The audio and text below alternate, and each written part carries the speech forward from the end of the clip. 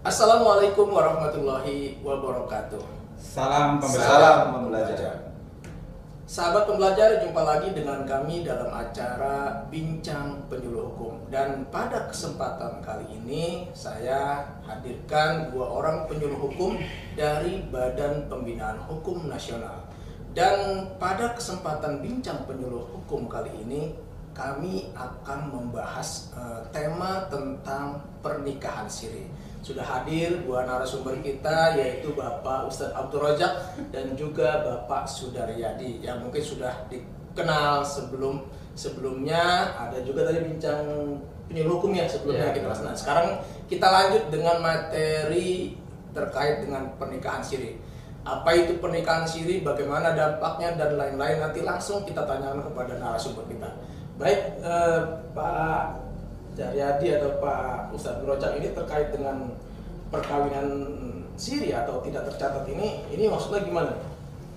Ya, terima kasih Bang Ali. Alhamdulillah hari ini kita masih dipertemukan dalam rangka bincang hukum, dan tema kali ini adalah terkait pernikahan siri. Ini sangat seru sekali karena banyak di masyarakat kita masih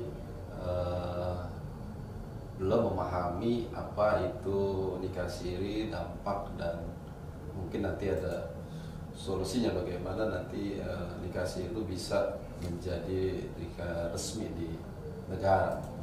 Nah, baik, saya akan ulas terkait apa itu nikah siri. Nikah siri perkawinan yang tidak tercatat, adalah perkawinan yang tidak resmi atau tidak tercatat dalam perkawinan yang tidak mempunyai kekuatan hukum dan tidak dapat dipergunakan sebagai dasar mengurus segala hal dalam hal kaitannya dengan perkawinan dengan urusan pemerintahan atau negara. Jadi perkawinan tidak tercatat atau perkawinan di bawah tangan biasanya di kalangan kita Nyebutnya begitu ya, atau perkawinan di bawah tangan atau pernikahan di bawah tangan gitu ya. Secara diam-diam tanpa pemberitahuan pemerintah, makanya perlu dicatatkan di pemerintah. Perkawinan di bawah tangan ini bermasalah dalam pandangan hukum negara karena tidak dapat dibuktikan dengan sebuah akte nikah. Sedangkan akte nikah ini hanya dibuat oleh pegawai pencatat nikah atau PPN di KUA. Dan ini merupakan salah satu alat bukti perkawinan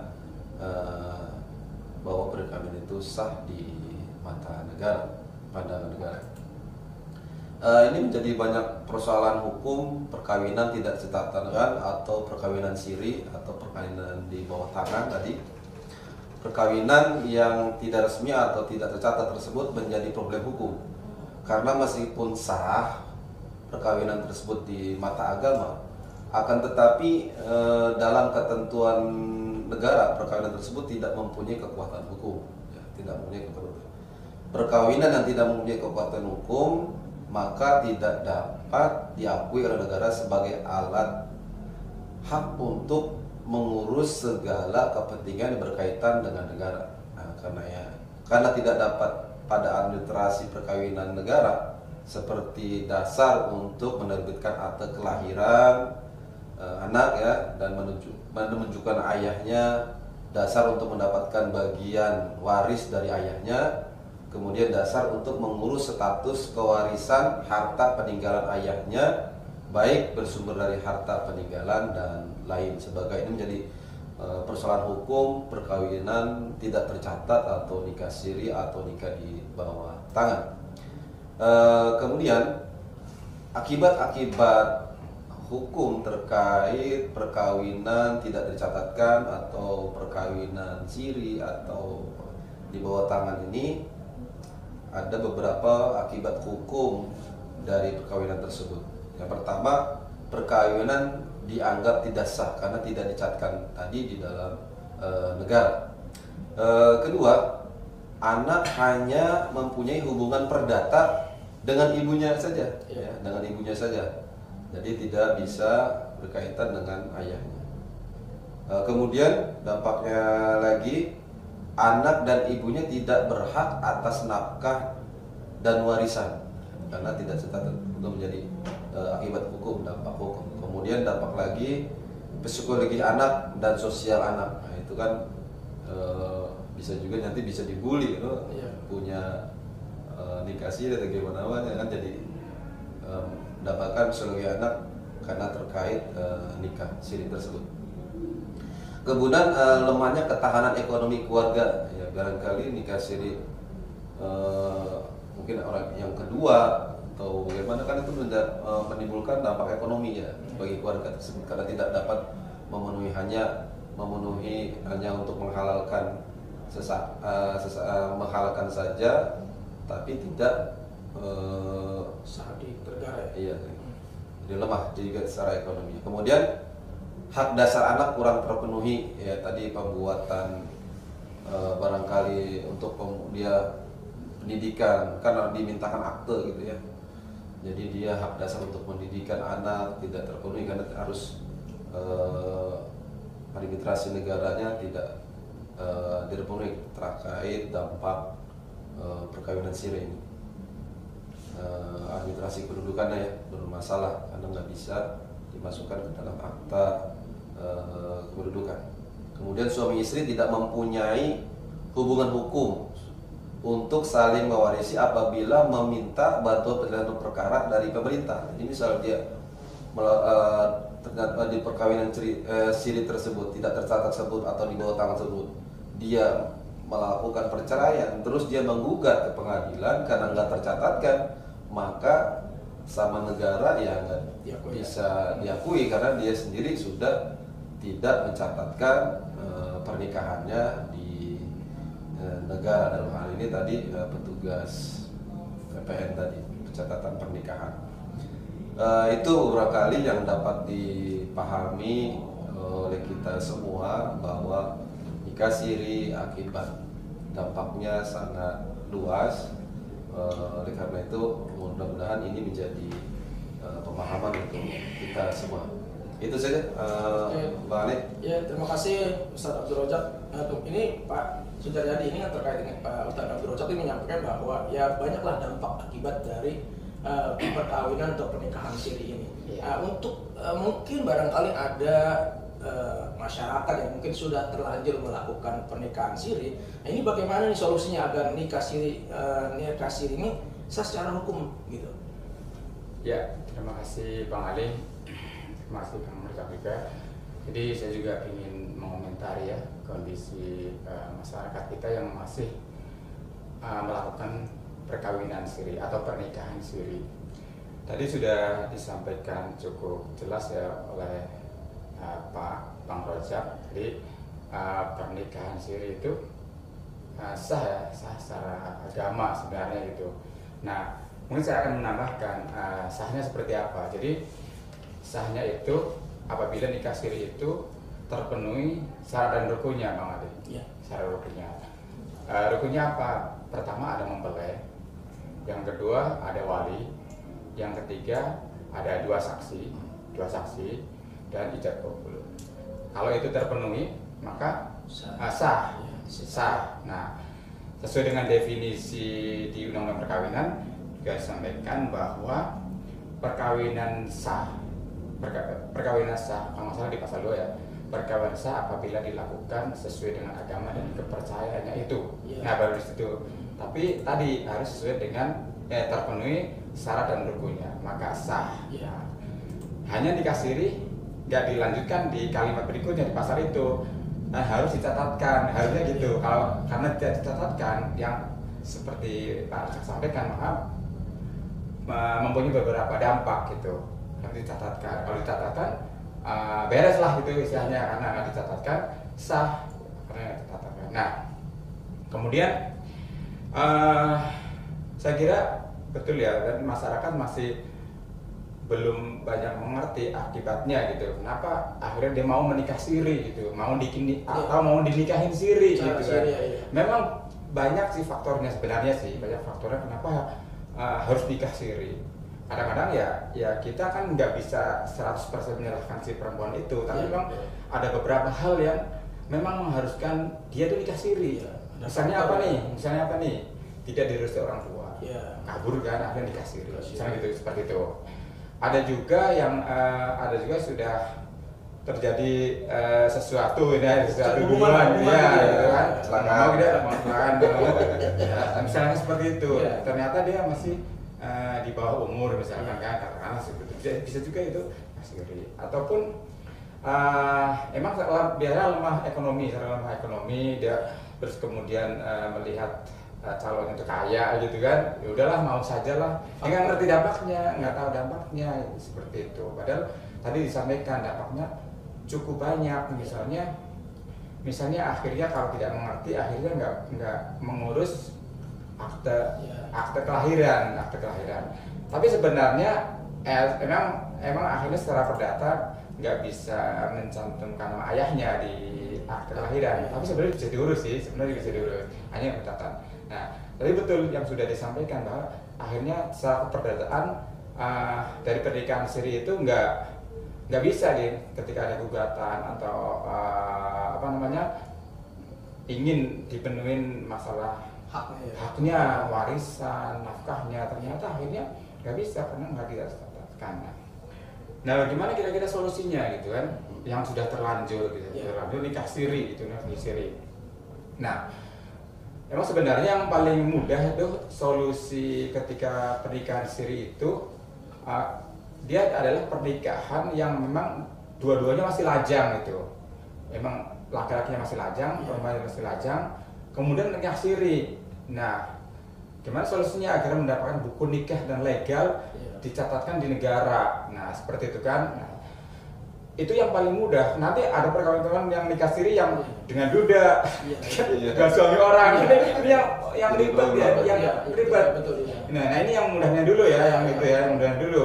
Itu adalah dengan yang namanya mengajukan isbat nikah itu. Isbat nikah itu semacam penetapan pernikahan di pengadilan agama untuk muslim ya. Untuk muslim, kalau non muslim di pengadilan negeri. Tetap itu ada juga seperti itu.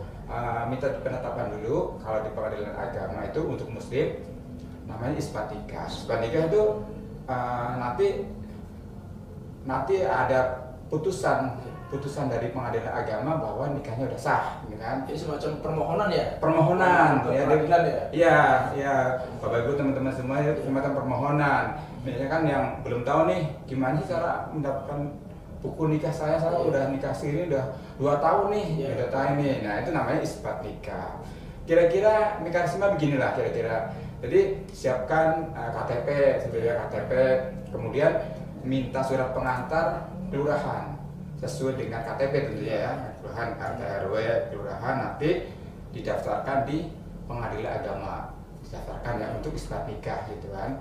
Nah, teman-teman mungkin yang dananya gimana dananya? Karena saya nggak punya uang nih.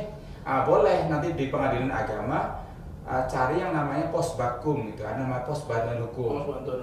Dia itu kalau nggak salah dari Mahkamah Agung ya. Kalau orang miskin bakal dibantu dan bisa gratis itu didampingi gitu. Misalkan memang nggak mampu ya gitu. Nah, lanjut tadi didaftarkan, nanti akan dipanggil untuk sidang gitu. Dipanggil untuk sidang, akan diperiksa tuh berkas-berkasnya dulu, pernikahan sirinya sah apa enggak gitu. Emang ya saya membayangkan kalau itu pernikahan sirinya itu ada dokumentasinya, mungkin ada hitam di atas putih dulu, itu mudah ya. Kalau nggak ada sama sekali dia agak ribet karena ya mungkin nanti harus bukti saksi, saksi waktu pernikahannya gitu kan, bukti waktu saksi pernikahannya. Tapi kalau kayak yang tadi sampaikan ini yang masih lajang, relatif lebih mudah nanti disetujui oleh pengadilan gitu.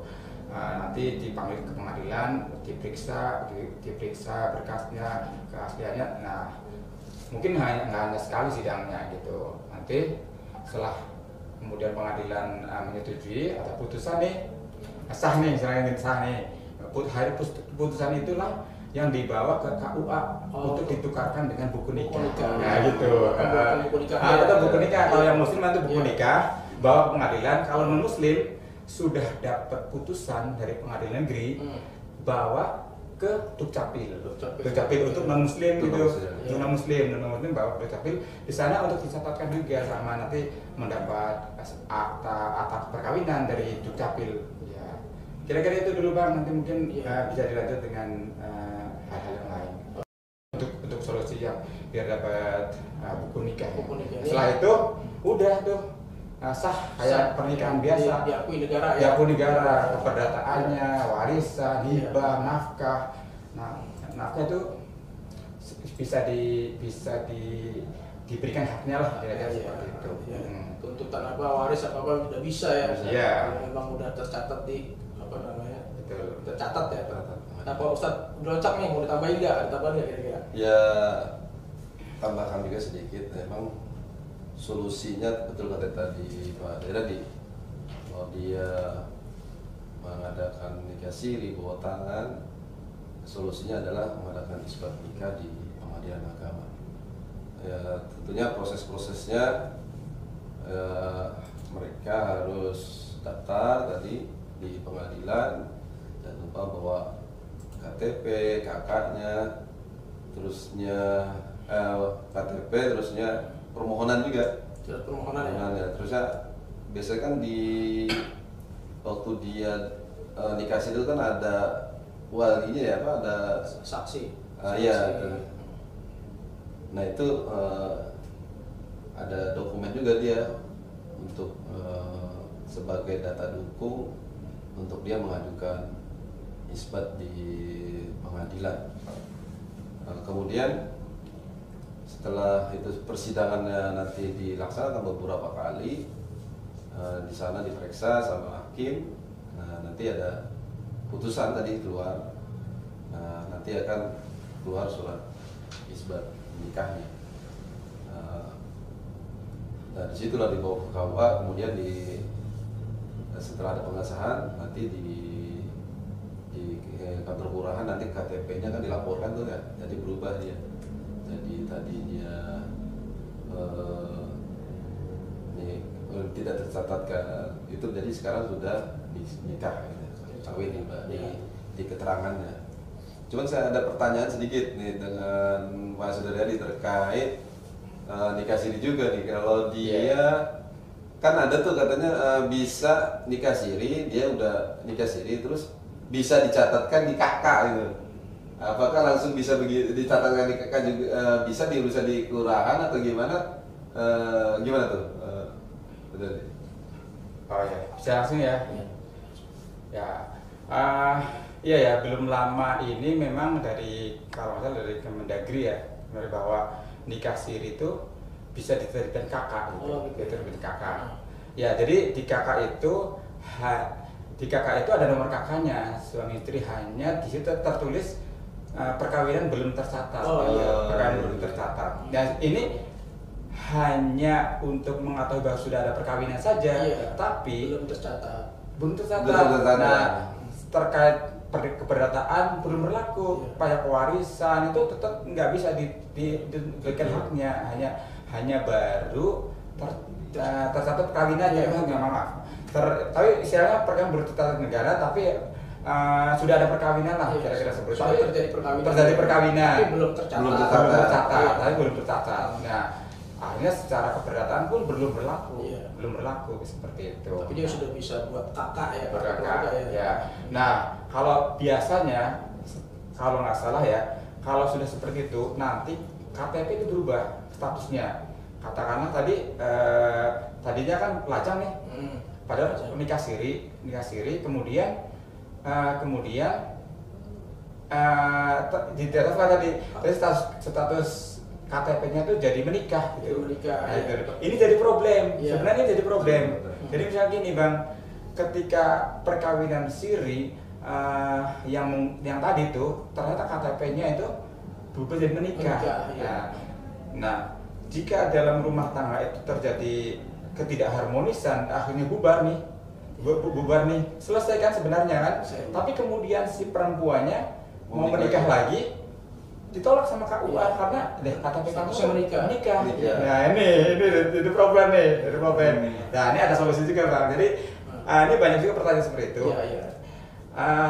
Jadi kalau terjadi seperti itu, si perempuan ini yang tadi itu yang kalau pisah ya. Jadi dia nikah belum tercatatkan, tapi di kakaknya belum ditulis belum tercatatkan, udah gitu bubar lagi. Ya, KTP-nya statusnya menikah, dia mau menikah lagi nggak bisa dong, karena akan dicatat kamu menikah, mana surat cerainya, misalnya gitu kan, cerainya nggak ditolak sama KUA. Nah, solusinya adalah isbat nikah juga. Sama. Jadi isbat nikah itu yang boleh mengajukan kan boleh istri, boleh suami ataupun anak-anaknya jika memang sudah punya anak gitu sebenarnya. Nah kasus yang kayak tadi bingung kan misalnya, loh saya ini nikah siri gitu ya, nikah siri ya, tapi kayak ini menikah. Nah caranya itu isbat nikah tapi namanya langsung isbat cerai gitu. Ya jadi mengajukan di pengadilan isbat nikah ya, disahkan isbat nikahnya tapi langsung isbat cerai biar dapat putusan cerai untuk nikah yang baru sekaligus gitu ya. Sekaligus ya, jadi biar dapat putusan cerai untuk pernikahan yang baru tadi tuh. Nah ketika pernikahan yang baru dengan suami yang baru bawa akte cerai itu disetujui oleh KUA. Itu agak rumit nih. Dia banyak pertanyaan. Ini ditolak. KUA kan akan ngelihat kan statusnya menikah.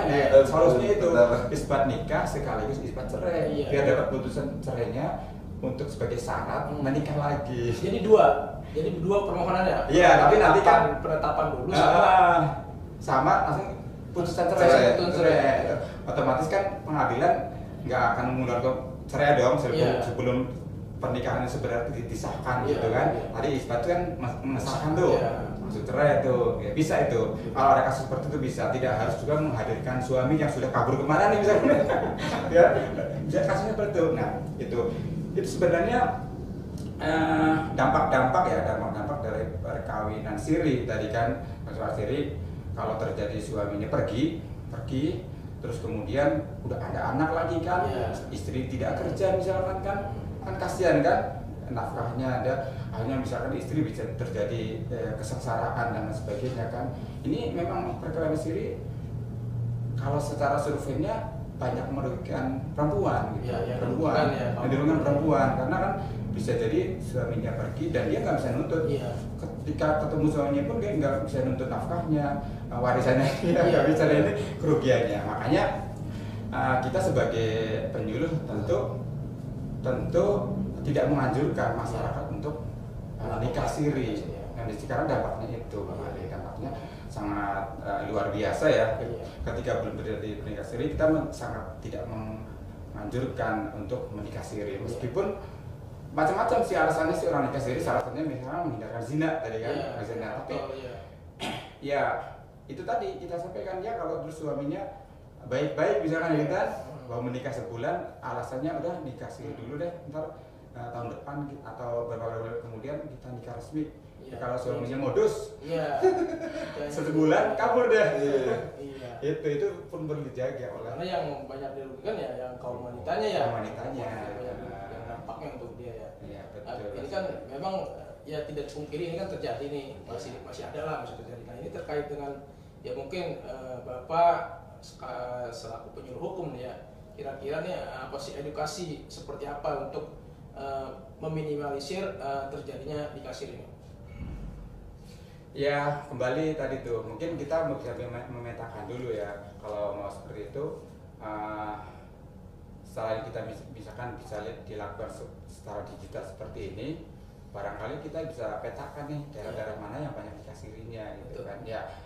Memang sebagai penyuluh hukum kita tentu tidak bisa melarang jangan nikah siri, tapi kita lebih banyak menyampaikan dampaknya, dampak buruknya lah gitu, dibandingkan dampak baiknya gitu. Itu saya kira memang perlu dilakukan secara masif gitu, untuk dilakukan penyuluhan hukum terkait dampaknya dari pernikahan siri yang lebih banyak merugikan perempuan. Dampaknya banyak banget lah istilahnya kalau memang suaminya terus kemudian nggak baik benar maupun nggak benar, karena misalkan benar nih meninggal nih, dia nggak dapat warisan juga, itu apalagi dia kabur gitu kan. Nah itu menurut dia benar pun nggak dapat warisan juga gitu, si anaknya dan istrinya. Gitu. Nah ini saya tugas penyuluh hukum untuk selalu memberikan edukasi kepada masyarakat dampak buruknya dari pernikahan siri. Bisa dilakukan secara digital seperti ini, ataupun kita bisa memetakan daerah-daerah mana yang kira-kira memang banyak pernikahan sirinya lah,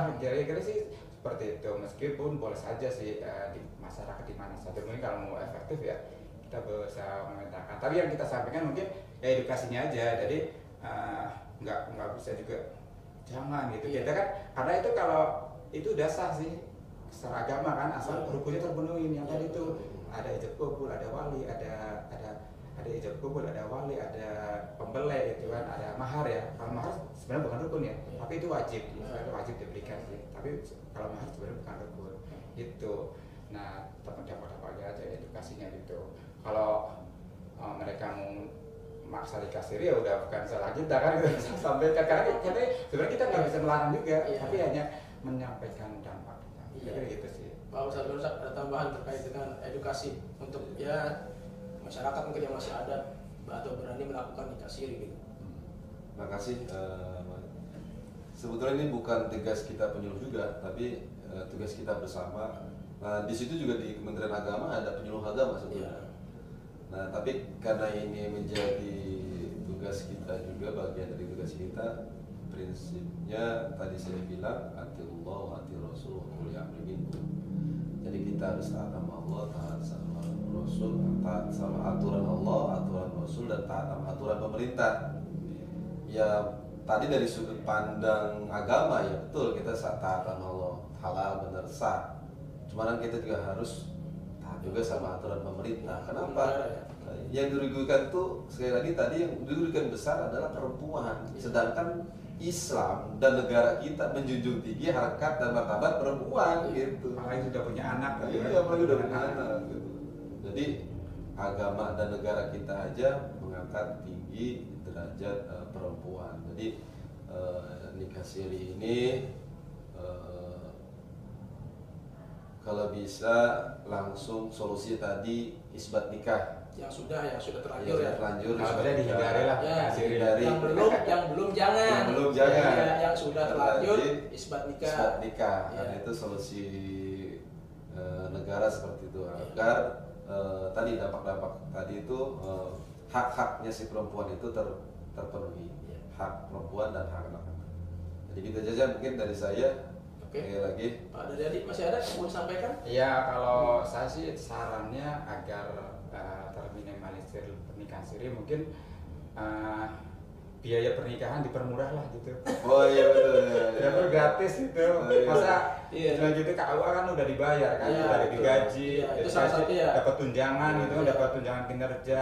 Tapi kalau kita dengar memang kalau secara resminya dari KUA ya 600.000 ya. Tapi coba deh ketika sudah sampai berapa? Saya nggak berani pun ada berbagai macam. Pasti ada juga yang merasa berat gitu. Ya berat daripada susah-susah udah ini oknum nih ya. Udah nikah siri aja gampang. Nah kadang kayak gitu. Selain memang kesadaran masyarakat yang misalnya masih kurang, tapi kayak gitu juga misalnya nggak punya biaya, udah nikah siri 100.000 biaya, yang penting nikah bisa, misalkan gitu kan, jadi itu ya kira-kira itu sih saran saya, usulan saya. Biaya apa? Biaya pernikahan permurah lah gitu. Murah. Kalau perlu dihapus ya. Ya perlu gratis lah ya. Kadang-kadang begitu biayanya di aturannya, murah nih ya. Tapi begitu tetap pelaksanaannya ada oknum yang main gitu ya. Untuk ini, untuk itu segala macam ya. Sampai berapa juta kan gitu kan. Itu memang terjadi juga itu seperti itu memang ya, masih terjadi. Ya mudah-mudahan kementerian terkait ya bisa mengkondisikan.